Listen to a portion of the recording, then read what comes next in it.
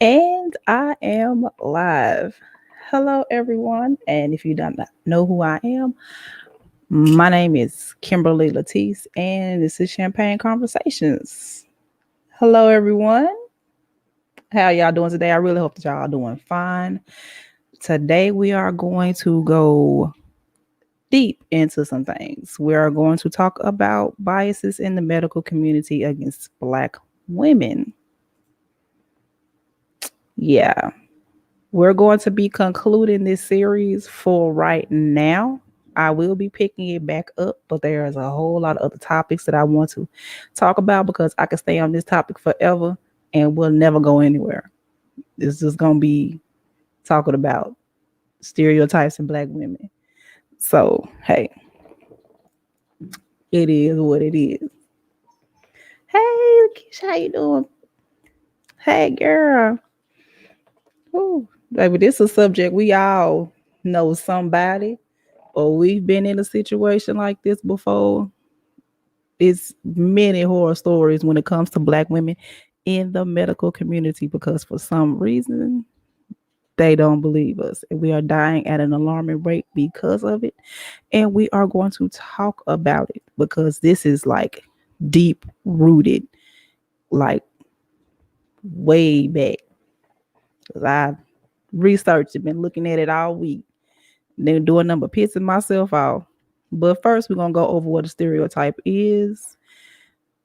Stereotype is a widely held but fixated and oversimplified image or idea of a particular type of person or thing. In layman's term, that is, we all know what a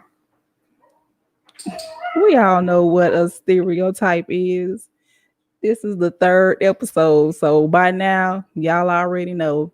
When some people just put a generalized blanket statement over a whole race or a whole people, a whole culture, a whole religion. That's not real. It's just what is perceived that has been passed down from generation to generation, person to person. So we're gonna get into it.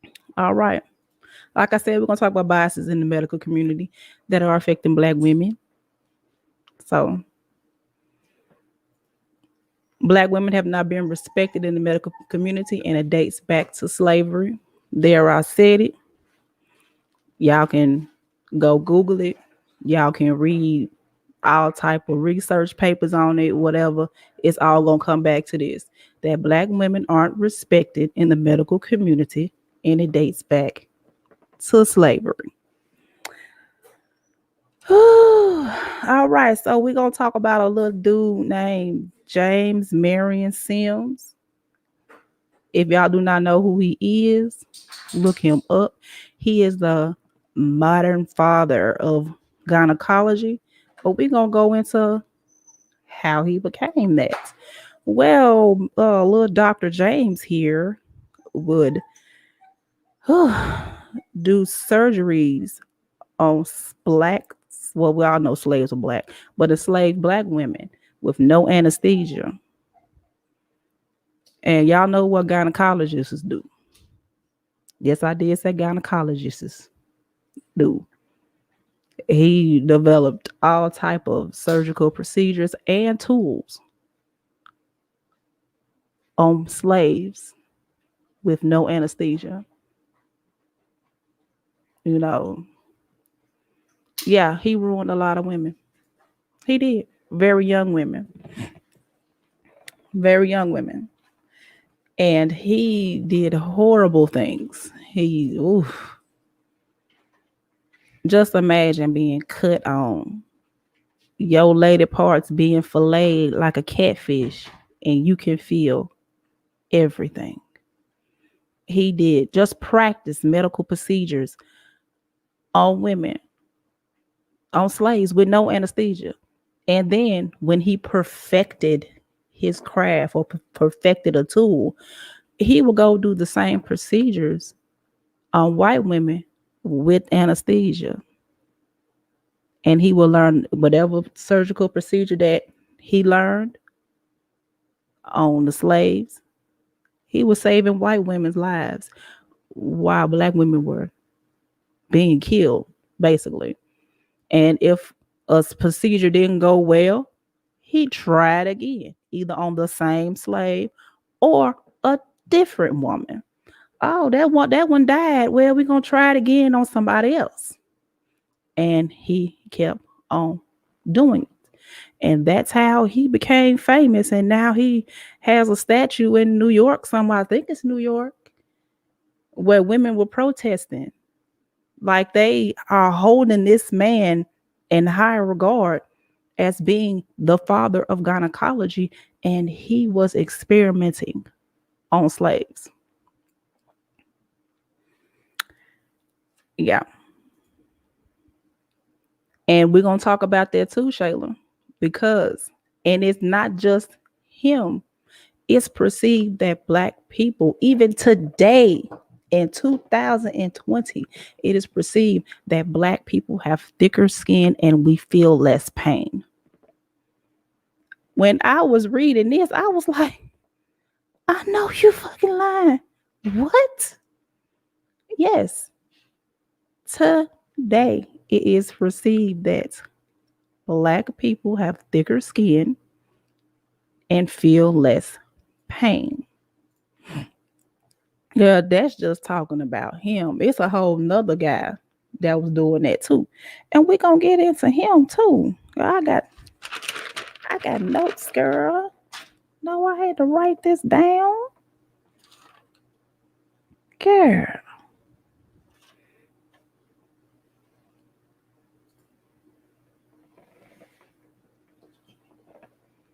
And so, yeah, let's say we're gonna believe that black people do not have pain. Like I said, we're gonna go back through that a little bit over time. And I believe this because I'm going through this right now. If anybody does not know my story, I was injured last year at work, and I was reaching up for some boxes and I felt a pain go across my shoulders. I continued to work because, work. And I told my manager that, I injured myself. Something is wrong. I continued working because we were short and I'm in pain. So she sent me to Concentra and they were like, oh, you just strained your shoulder. I went to physical therapy, still worked to the point where I could not work. And then I was just going to physical therapy. And I was still in pain. I still could not reach. I still couldn't raise my arm past my shoulder. So then I was sent to an orthopedic surgeon. And he was like, oh, okay, well, we're going to give you a cortisone shot. So he gave me a cortisone shot, which of course, cortisone shots have a numbing effect for like 15, 20 minutes. So he was like, okay, lift your arm here, do this, do that. He was like, what can you do? What does that hurt? I'm like, it doesn't hurt as much. He was like, okay, good. So in a couple of weeks, we're going to send you back to work. So that week, I was at home, still going to physical therapy in the biggest pain of my life, hurting. I call him, this is not working. This is hurting. He was like, oh, well, it takes a few days. And so therefore, I said, don't worry about it. You'll be fine. So, went back a week later and I'm like, that did not work. I am hurting. I still cannot do this. No, something is wrong. Y'all are not listening to me. At this point, I'm like red in the face. Y'all are not listening to me. I'm hurting. Something is wrong. But he was like, well, we're just going to send you back to work. You'll be fine. So send me back to work. And I was basically working with one arm because I could not reach out. I could not reach up. I could not lift with this left arm. So I'm working and whatnot. And by this time, I'm still having to take care of patients because I'm a dialysis tech. We're shorthanded, so I have more than 4 patients. Sometimes we had 6. Me and one poor guy had to look over about 18 patients in the back between 2 people. So Oh, I'm getting to that. I'm getting to all of that. I'm getting to all of that.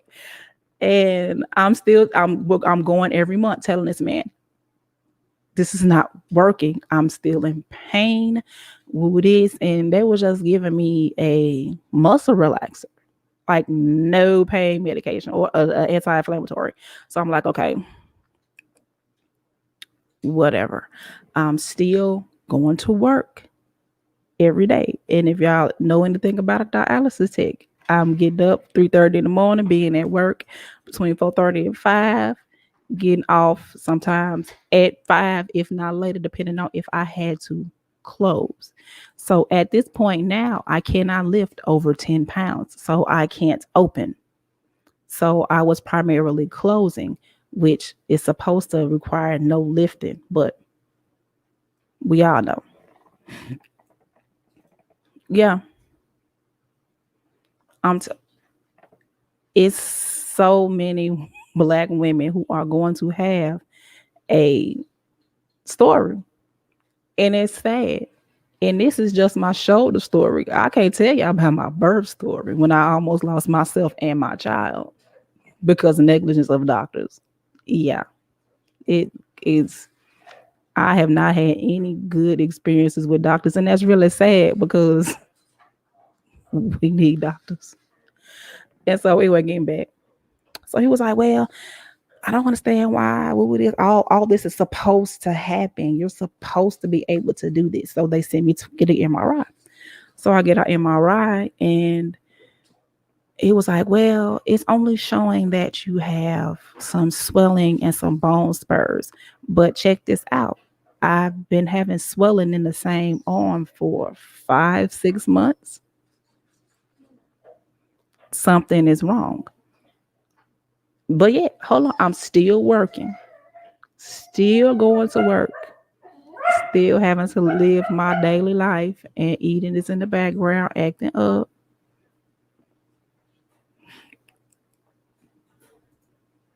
Yeah, I'm so skeptical. Baby, I don't want the first round. I take like the sixth or seventh round. I'll probably take the 2022 vaccine when they figure out all the bumps and turns and twists when it comes to this. Exactly what's causing the swelling.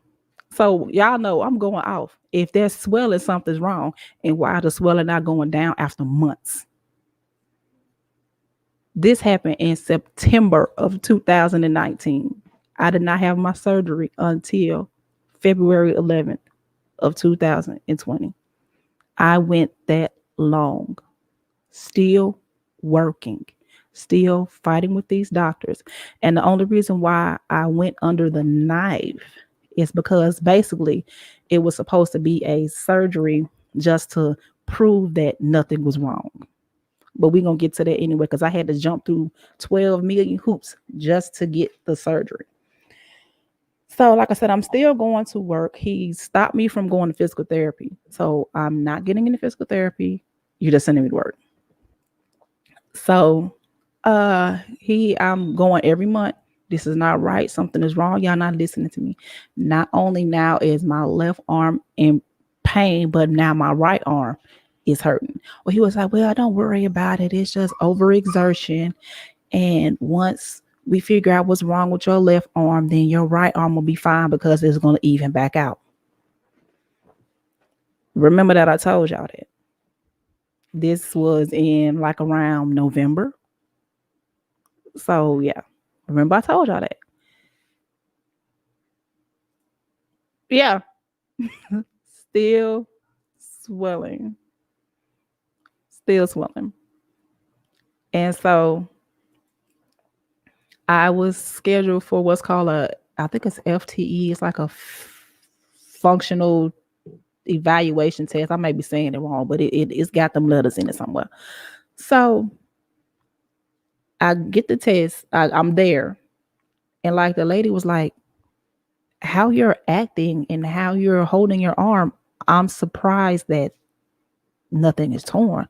I was like, "Oh, the doctor said there's nothing torn because the MRI said there's nothing torn."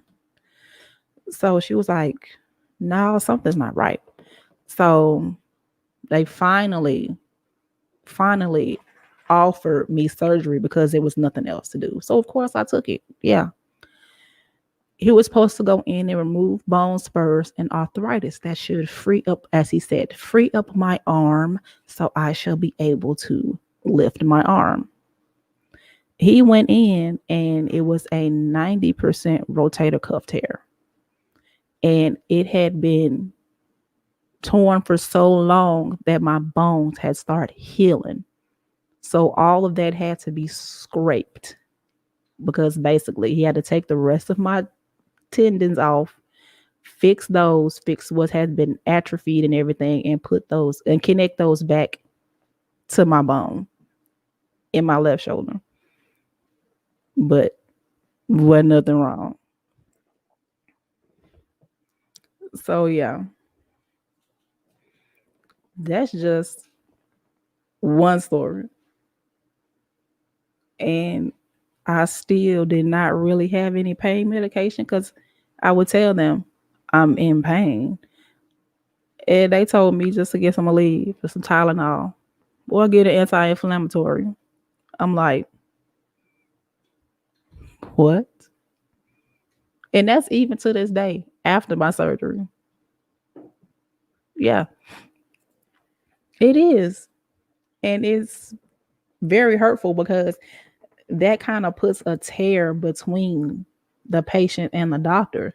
If I can't trust you, then how are you going to work on me?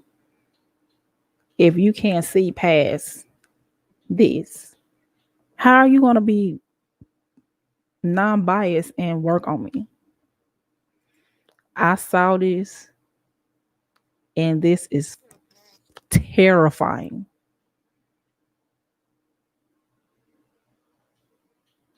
That is terrifying.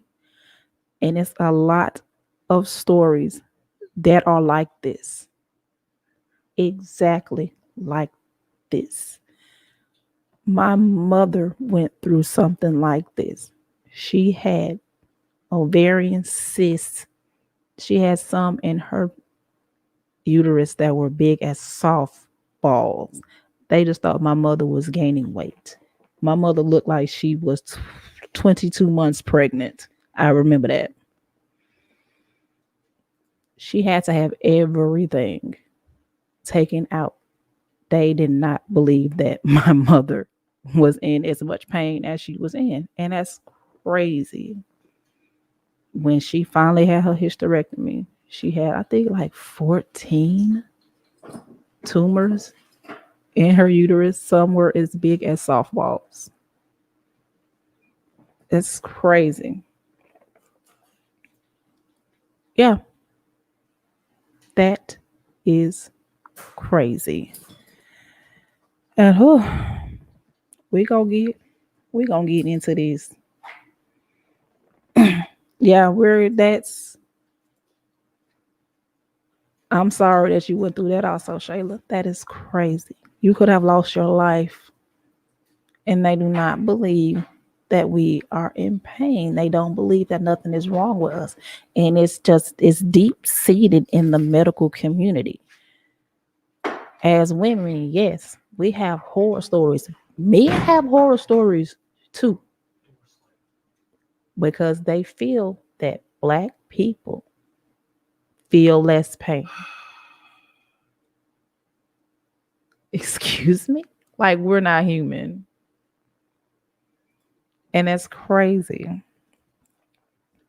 And I was also reading, and what killed me so much is that a study in 2016 with first and second year medical students in 2016 had the perception that Black people feel less pain and have thicker skin than white people. That's 2016. That 4 years ago. And if that is happening in 2016, that mindset at who has a first and second year doctor? No, you got a doctor that's been a doctor for about 20, 30, 40, hell, some even 50 years. So if this is going on in 2016, what were they being taught when they were doctors? Because the doctors that I had were not young. I had two old white men. And in 2016, that was perceived at first and second year medical students. What is in their mindsets now? It kind of makes you afraid to go to older doctors.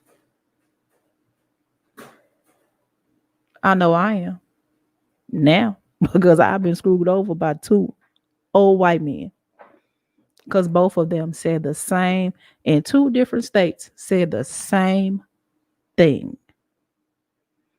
And these men ain't never talked to each other, but they gave me the same script.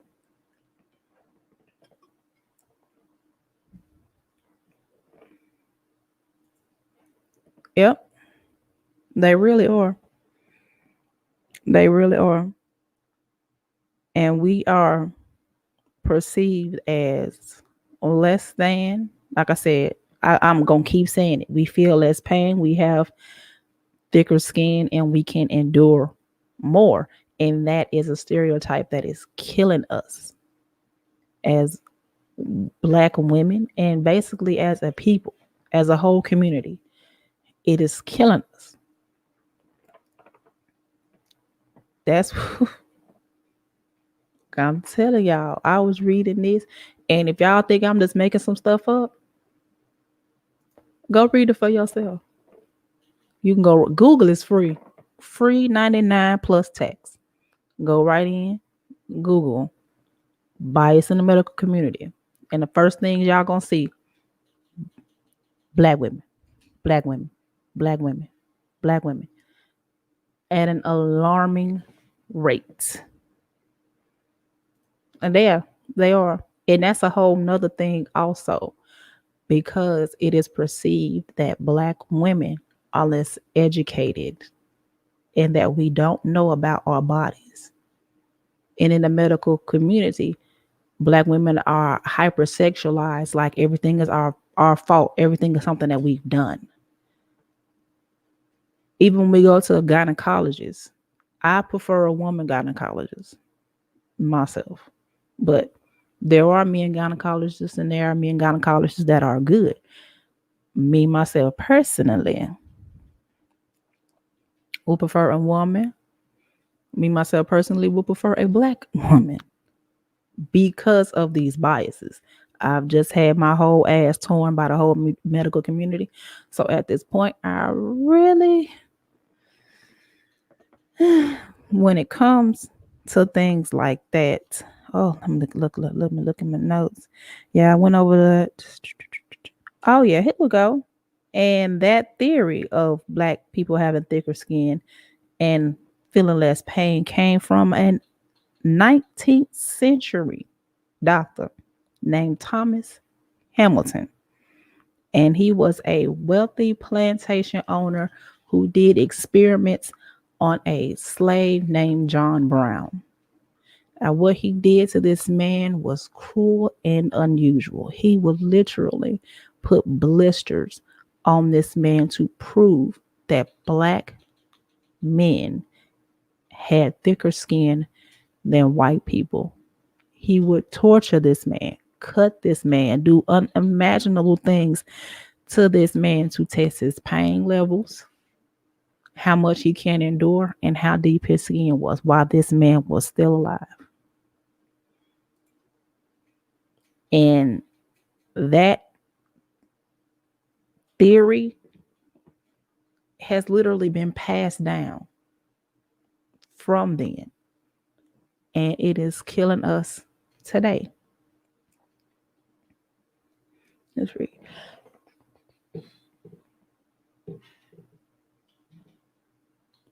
Yeah, always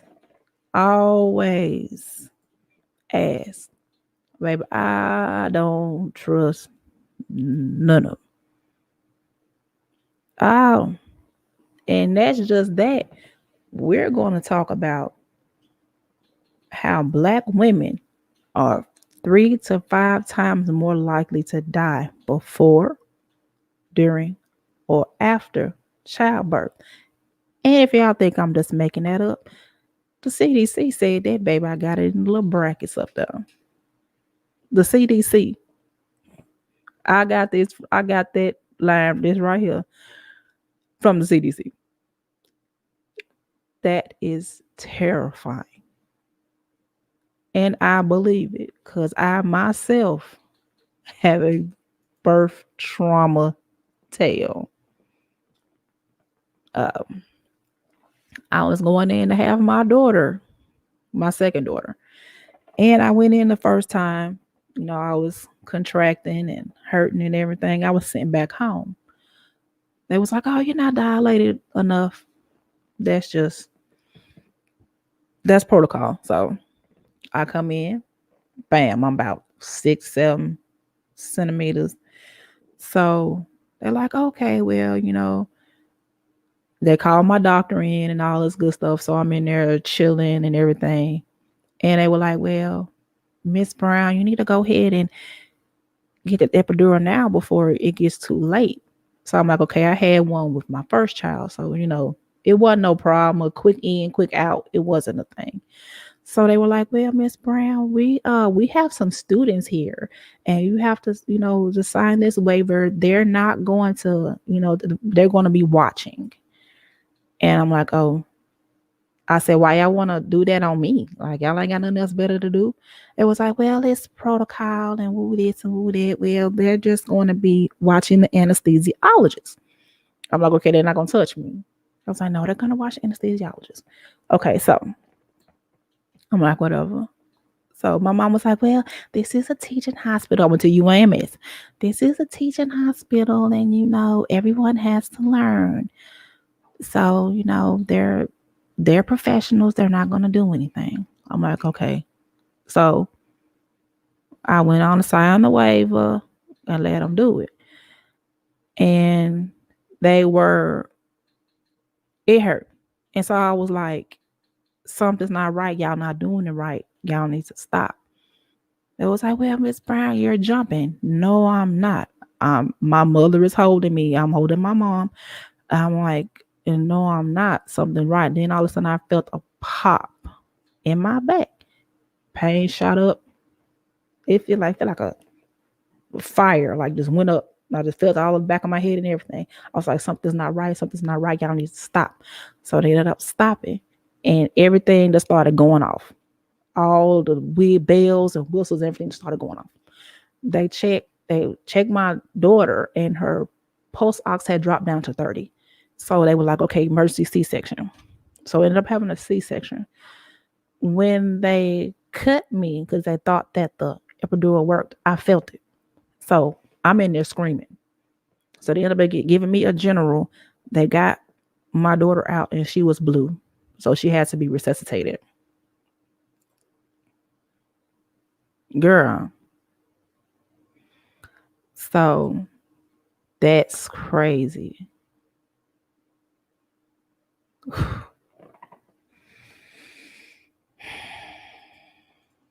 And ended up having an emergency C-section. And they got my daughter out in time. I resuscitated her. Everything was fine. So I'm in my room and I'm just having these headaches, I can't sit up. I can't lay down. I can't do nothing. I can't eat. I can't sleep. I'm having these horrible headaches. And every time I would hit the bell, "Look, I got this headache. I can hardly see. I can't do nothing." "Oh, well, just gave me some Tylenol." This happened for like 2 days. And then a doctor finally came in and they were like, they ran some tests and everything. And they was like, "Well, we believe that you have a air pocket in your spine." What?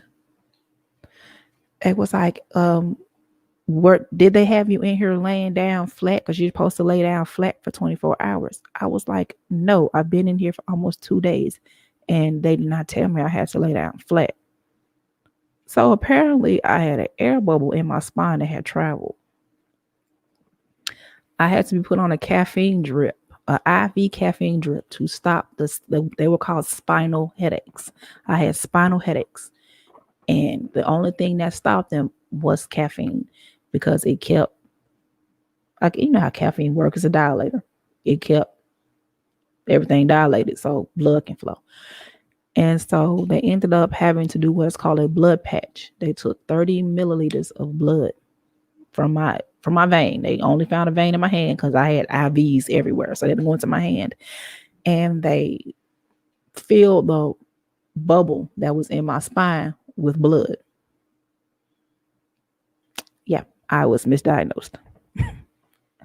Oh, and it gets better than that.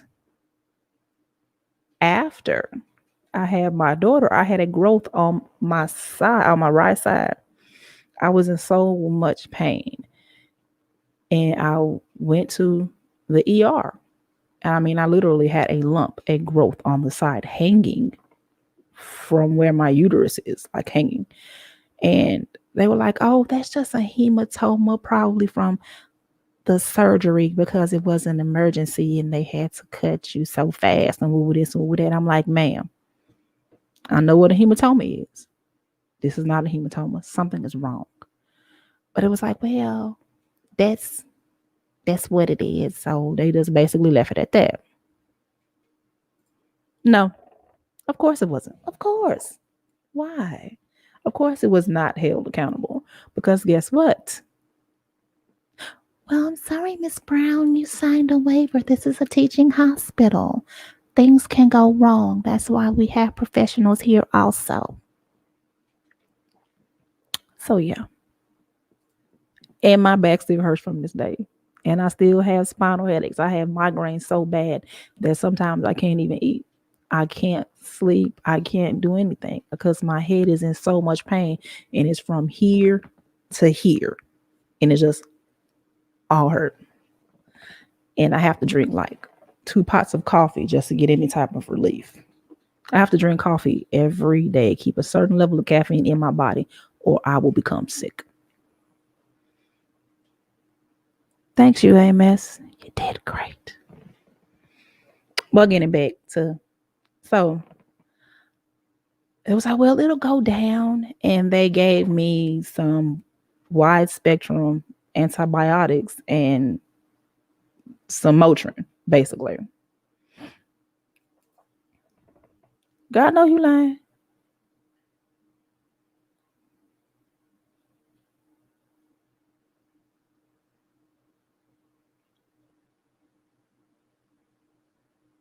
Girl, see,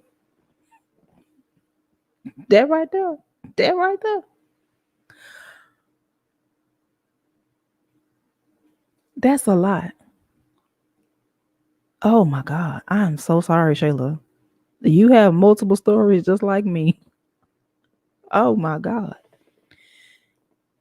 And oh, right. Girl, she just shut my whole mind down. What was I talking about? Girl, this, yes. Oh, so they sent me home. Girl, that messed my whole head up. Girl, you a hot mess just like me. The hotter the better. And I was going across the street to the neighbor's house. Miss Bobby. She loved the girls. I had both of the girls went across the street. And so we were leaving her house. I'm still doubled over in pain, still holding on to my baby and everything. I still had to get shit done. And I missed a step. You know how you miss a step and you jerk and you catch yourself? I was like, ooh, shit. I was already hurt. I'm like, oh my God, I almost died. That's my favorite saying. So I get into the car and I'm like, do one of the girls need to be changed? And so I reached down to get the diaper bag because we were in a car at this time. We was on our way to go somewhere. I can't remember. And I just kept smelling. I'm like, what the hell is that smell? And then I reached down to get the diaper bag. And I look in my lap and it is just filled with blood and green and pink pus just sitting in my lap. I had ripped open my stitches and busted the abscess that was sitting on the inside and the outside of my uterus. Yeah. So I'm like, we're going to the ER right now. So at that time, I was married to somebody and rushed to the ER. So I get out the car, like pus is all over my clothes, running down my legs, and I had to be rushed into the ER. So they finally, got my clothes off and everything and inspected what was going on. And like 3 inches of my cesarean scar had busted open and pus was everywhere. I had an allergic reaction to the stitches that they put across my uterus. So my whole uterus was infected, the entire thing. So all that had to be scraped and cleaned and everything. But guess what? They had to leave your girl open because sis healed from the inside out. So I had to be packed every day with I think I had 3 holes. One hole had 24 inches of packing, the other hole had like 10 inches of packing, and the last hole had like 6 inches of packing. And I was on bed rest for 6 months of my child's life, healing because my uterus and everything was infected. And I had been there a week before, and I had told them people that something was wrong. It was like, I just said hematoma. It was hard as a brick. It was not soft in any way. Yeah. An infection across my entire uterus. The nurse had came in there and she was like, if I had not come in there that day, within a day or two, I could have become septic and died in my sleep. She was like, I don't know who's watching over you that tripped you and made you rip open them staples. But if that infection had stayed in my body, I would have died. Yeah. And I went to the doctor a week before and I told him that something was not right. This is not a hematoma. I was like, a hematoma is like a bruise. I was like, there's no bruising. There's no discoloration. It's just a huge knot. They was like, well, hematomas don't have to bruise. A hematoma literally is a blood pocket. There will be some kind of color. So, ma'am, I'm not dumb. I'm not stupid by any means of the imagination. Y'all are just telling me something. Y'all need to run some kind of test or something because this is not right. So I just had a baby and I can hardly take care of my child. Yes, they do. They do. Girl, I wish them folks did get fired.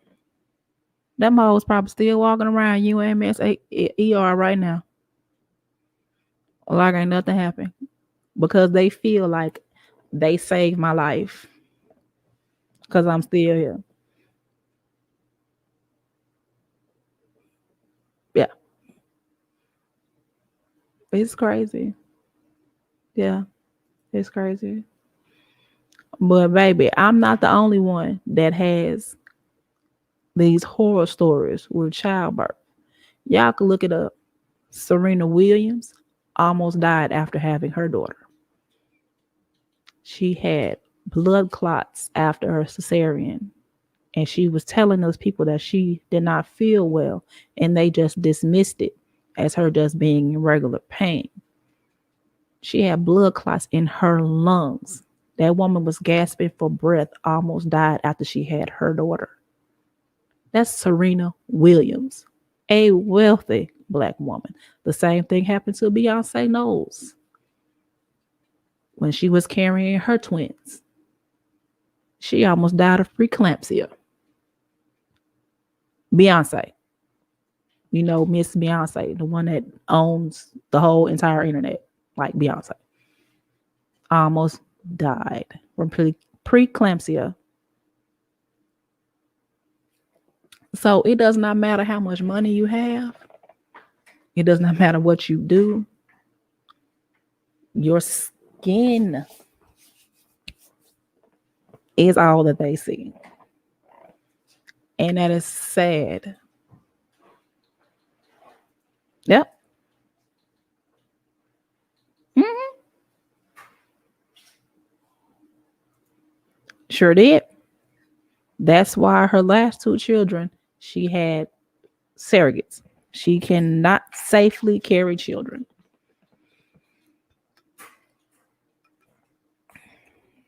because they messed her up so bad. Yeah. And she mixed. It's crazy.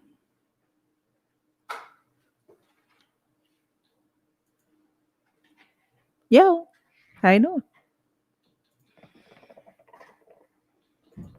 Baby, that thing go to war for her right now. To this day. To this day, Alexis will go to war for that woman. And I love every minute of it. That man saved her life. She was gasping in the bed for air, and they were not taking her seriously. Hello, I will be glad to explain this. It is a series of 3. This is my last series. It is Stop Stereotyping Black Women, because in all communities, the first one was basically general statements and how Black women are not taken seriously. The second one was stereotypes within our own community, and this one is bias in the medical community against Black women because of stereotypes that are going on in the medical community that make it very hard for Black women. So yeah, you have to watch the first 2 to kind of understand where I'm going with this one. It's a series, baby. They're all on YouTube. My channel is Kimberly Latisse, Champagne Conversations. Look it up. You'll enjoy it.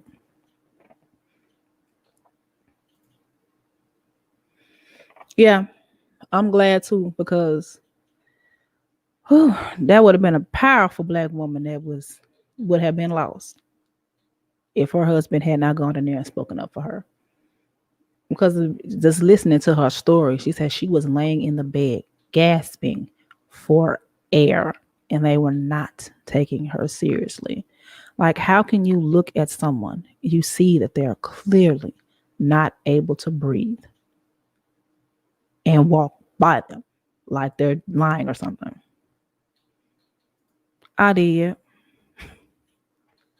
And I'm still fighting now with this arm because, of course, I called my doctor, the first doctor in Atlanta, and was like, remember when you said this? Only thing you have to do is just say, yeah, I said that. And my right arm can be added to the claim so they can go ahead and take care of my right arm. All of a sudden, he doesn't remember. He doesn't know what I'm talking about. He wouldn't even talk to me. I had to get this message from his assistant. And the doctor that I have here basically did the same thing. I was in physical therapy because they cut me off. I was in physical therapy. I just was able to put my arm above my head and reach the back of my head. And I still cannot fully lift 5 pounds over my head. I can lift 5 pounds like this, but I cannot take it over my shoulder and above my head. And he sent me back to work.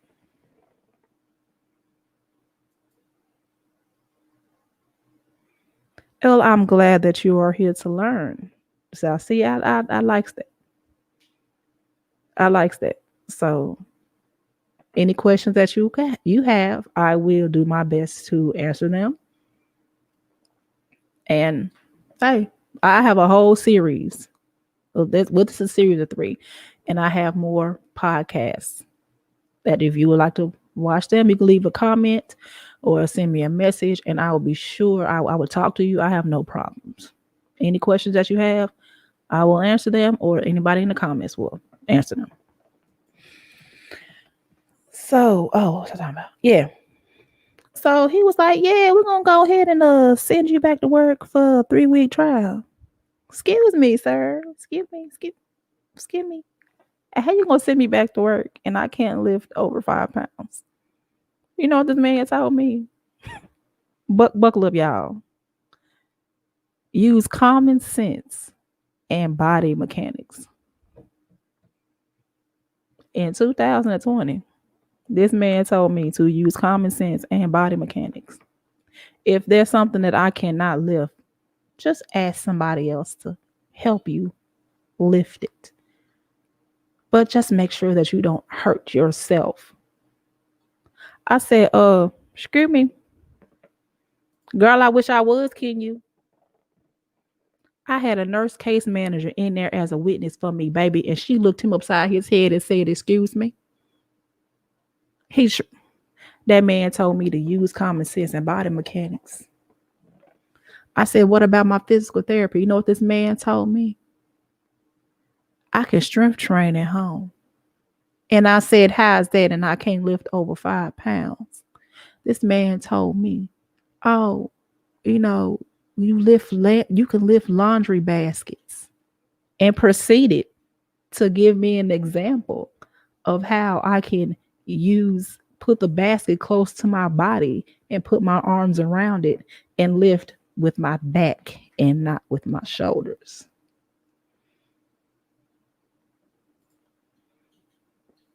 And I said that.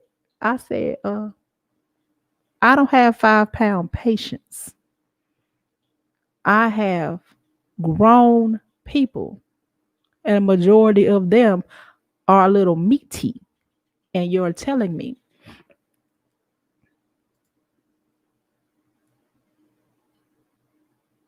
June of 2020. That's when he said it. June of 2020.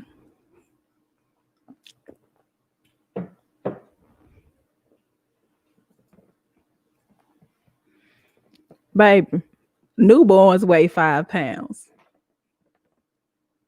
And they a little bit on the premature side because, a full 40 week, that thing gonna be about 6-7 pounds.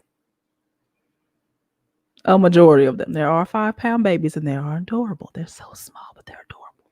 But anyway, yeah. You already know. I had already said I had 2 old white men. And they said the same thing. They were from 2 different states. That man told me to use common sense and body mechanics. And I was like, well, what can I, what you going, but at this time, I'm just throwing questions at him because I really want to see what this man is going to tell me. So I'm like, okay, so what about pain? I'm in pain, my left and my right arm, because the doctor who did this surgery said that I have 6 months to a year before I can even go back to work. So I already had it on my mind. I was not going to be working for a year. I had it in my mind. I had it on my spirit that I was not going to work for 6 months to a year. Now, this was when I had this surgery, February 11th, 2020. So we got February, March, April, May, June. This is in June when this man was sending me back to work. 4 months. And when I say I'm supposed to still be in physical therapy for 6 months to a year, that's what my doctor said.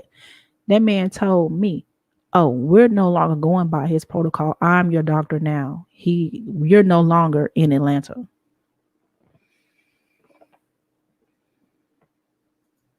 I'm a dialysis tech. I've been a dialysis tech since February of 2009. And if you have not figured out by now, I'm very good with dates. It's my job. Dates and numbers, I'm very good at. So, yes, I am a dialysis tech. I take care of 4 patients.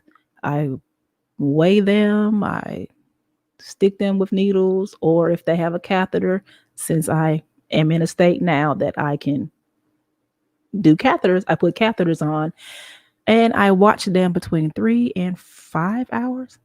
The longest patient I had was 5 hours and 15 minutes. But anyway, yeah, I basically watch blood go in and out of their body for hours and make sure that they're safe while they're doing it, because in that dialysis process is very hard on the body, and their blood pressure can drop to a dangerous level, or if they can cold and die. I've had patients die right in front of me. It's terrifying. But yes, that's what I do. Basically, that's what the man said. And he gave me a contraption that I can hang on the wall and stretch my arm up and down. I'm supposed to do it 3 times a day for 20 minutes. And he gave me some bands that I can stretch that I am to do for 15, 20 minutes a day. 15, 20 minutes a day, 3 times a day. I'm supposed to wake up in the morning and work my arms out and stretch and all this other stuff for breakfast, lunch, and basically dinner. And that's what I'm supposed to do. And I'm like, what about strength training? I can lift things around the house and do housework and strengthen my arm. That is what I was told. I it took everything in me not to cuss that man slap out. And every question that I had, he had a snarky answer. And my polar case manager was just writing down. She was just writing down. Yeah, very much so. And I told him that. I was like, well, I'm not your doctor anymore. I said, but that's the man who repaired the shoulder. He would know his work. He would know. And the 6 to 1 year is an athlete. He is one of the top doctors in Atlanta that works on the Hawks. So this man will know if it's going to take my shoulder up to a year to heal. And that is with a physically fit man. And as you all see, I am not a physically fit man. So he was like, it may be a little longer for you. It all depends on the work that you put in. It's still it's still an ongoing thing, because now I had a IME, which is an independent medical evaluation from a doctor who is not affiliated with the company or with my insurance company. So we're in the process now of rectifying everything on the left shoulder to see if that contributed to the damage of my right shoulder, which I have been screaming at them for a year about. So we're going to see how this goes, but it looks like I might be getting a little law involved.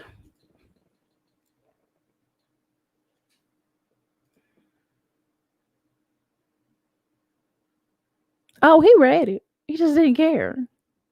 Just did not care. He said he is my doctor now. And he was like, well, if this doesn't work, then we'll just see what we can do then. And he sent me for a 3-week trial. Oh, and his favorite question was, well, what do you want me to do? Because I questioned. I said, why are you not putting me in physical therapy?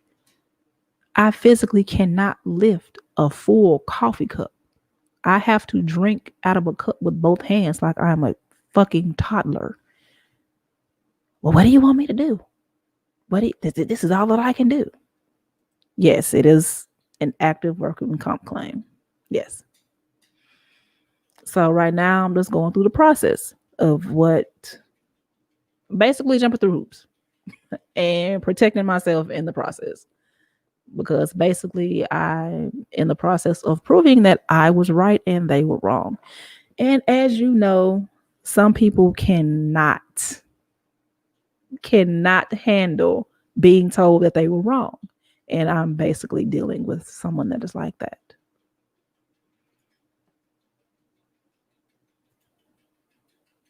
Oh, baby, you didn't throw me off topic at all. At all. Like I said, I answer all questions. If you put it up there, I will address it. So don't worry about going off topic, baby, because I am off topic.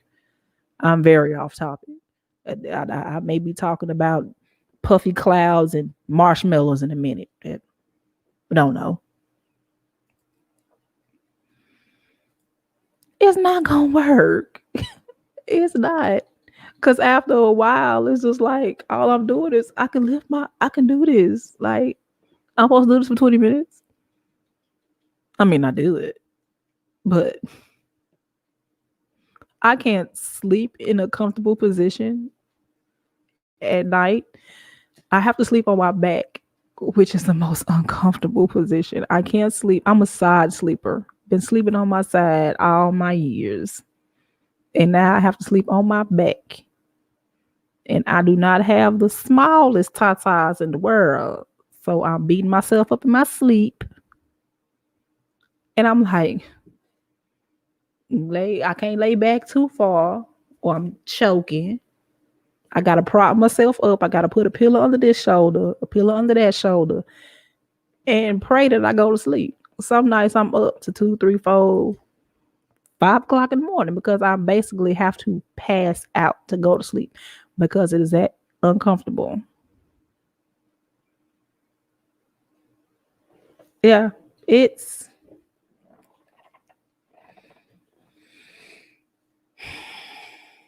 baby, it's crazy. But baby, that's just my story time. I know that there are people out here who have, if not worse, very similar stories to mine. And it should not be like that. Yeah, I am. I'm up all night because I can't sleep. I'm not comfortable. Sometimes I have to come down and literally get on the couch where the arm is and tuck my arm under there so I can sleep. And that's during the day because I cannot sleep comfortably in the bed unless I'm propped up with 20 pillows and one pillow got to be over here and one pillow got to be over there. I gotta have something in my neck to hold my head still like this. And it's just a song and a dance just to go to sleep. So that's it. Well, babes, we have gone through all of the topics today. And we have really, really gone through. I want to thank everybody who participated with me today. If hey, subscribe to the channel. If you are on Twitch, go ahead and give me a follow. I am here every Saturday at 7 p.m. Eastern Standard Time. You're going to see me. I'm going to have different topics. And what I say? This is the end of the program where we have a little thing called the last sip. Oh, hold on. I got something else to go over. Hold on. Wait a minute. Wait a minute. It goes with this. Wait a minute. Wait a minute. Scared. Go back. All right. A 2019 study published by the American Journal of Emergency Medicine stated in 14 previous studies. Now, this is 14 studies before this study last year. And it was a pain management study. Found that Black patients were 40% less likely to receive pain medications. And I believe that because even after a cesarean, after surgery and whatever I got going on with this right on, I don't have any pain medication. I asked the doctor, what about pain management? And he basically told me, oh, you can take Tylenol or Aleve, so some kind of ibuprofen that is an anti-inflammatory because it's just the swelling that is causing the pain. You get the swelling down, you won't be in pain.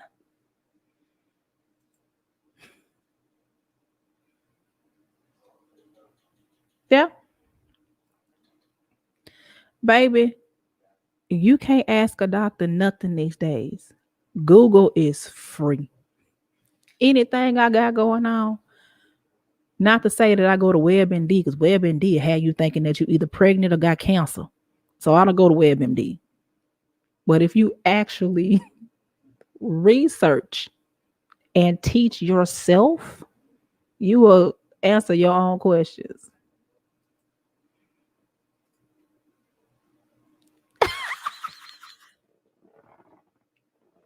I did not mean to laugh. 600 milligrams of ibuprofen.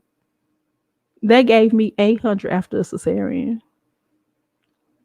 You ripped a human being from my body and you just gave me 800 milligrams of ibuprofen. Yeah, I believe it. Baby, WebMD had you thinking you pregnant with cancer and you terminal. I can't do it. I can't do it.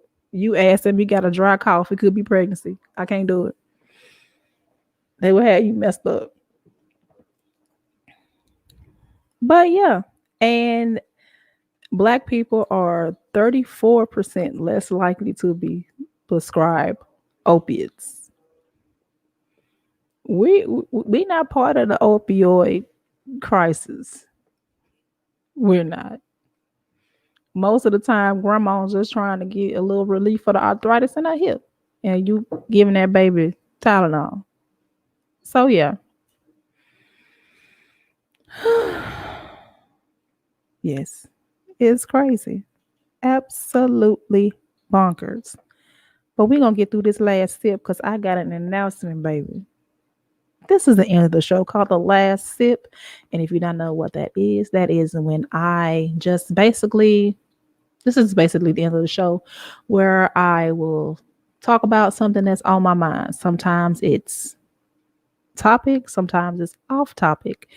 But today it's kind of an announcement type situation. So I am adding another show.